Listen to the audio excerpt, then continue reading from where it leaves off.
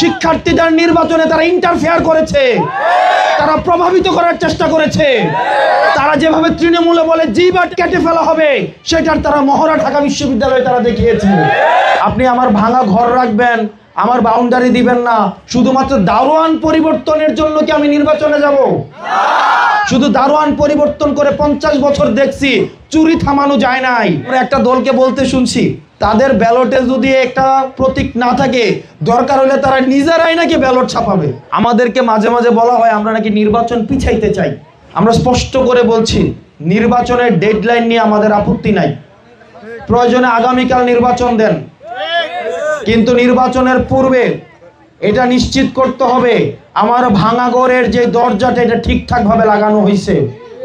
এটা নিশ্চিত করতে হবে আমার বাউন্ডারিটা পাকা করছে। আপনি আমার ভাঙা ঘর রাখবেন, আমার বাউন্ডারি দিবেন না, শুধুমাত্র দারোয়ান পরিবর্তনের জন্য কি আমি নির্বাচনে যাব?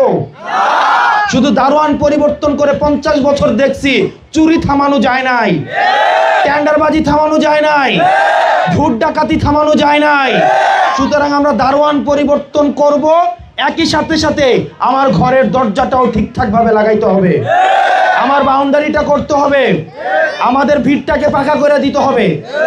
এরপরেই হচ্ছে আমরা বলছি যদি আগামী দিন নির্বাচন হয়, এই নির্বাচনে যদি আমরা অংশগ্রহণ নাও নেই, কিন্তু এই নির্বাচনটা যেন সুষ্ঠু হয় আমরা সেটাতে সহায়তা করব। কিন্তু আপনি খেলার নিয়ম চেঞ্জ করবেন না। আমরা তো দেখতেছি মানুষ বক্তব্য দিতেছে অন্য কোন দলের প্রতীকে যদি ভোট দেয় তার নাকি জিবা কেটে নিয়ে আসা হবে। আমরা শুনি নাই 5 আগস্টের পরে কি এগুলো ভাষা হওয়ার কথা ছিল? ভয় দেখাইতেছে।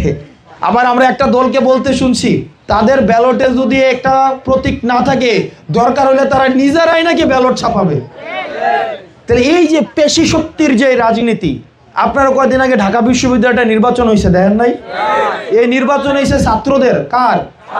কিন্তু চারপাশে মহড়া দিছে কারা? নেতারা। একটা ইউনিয়নের ভোট হয়েছে ঢাকা ইউনিভার্সিটিতে, সারা দেশের ঘাম ছুটে গেছে। এবং প্রতিনিয়ত দেখছি এটা যুদ্ধংদেহী পরিস্থিতি ঢাকাতে তৈরি করেছে। এই রাজনৈতিক দলগুলো এর দায়ভার এড়াইতে পারে না। শিক্ষার্থীদের নির্বাচনে তারা ইন্টারফেয়ার করেছে, তারা প্রভাবিত করার চেষ্টা করেছে। তারা যেভাবে তৃণমূলে বলে জিবাট কেটে ফেলা হবে, সেটার তারা মহড়া ঢাকা বিশ্ববিদ্যালয়ে তারা দেখিয়েছে। একটা ইউনিয়নের নির্বাচনে তারা আমাদের এই ভয়ের পরিবেশ থেকে মুক্ত করতে পারে নাই। তারা এই 4500 ইউনিয়নে কিভাবে একটা সুষ্ঠু ভোটের পরিবেশ নিশ্চিত করবে?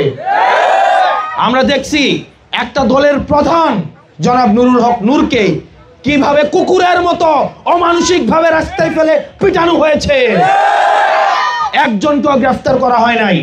যার জোর যার মুলুক তার। ব্যালট বাক্স ছিনতাই করে বাসায় নিয়ে আসে সিল মেরে হচ্ছে ব্যালটে দিবে। রাতের ভোট কখন করবে? দিনের ভোটটা কখন করবে? মরা মানুষ এসে কি দিবে? তখন হচ্ছে আমাদের অনেক দাদারা তখন আবার বউ খুঁজতে যাবে। আল্লাহ মাফ করুক। গত বছর এরকম হয়েছে না?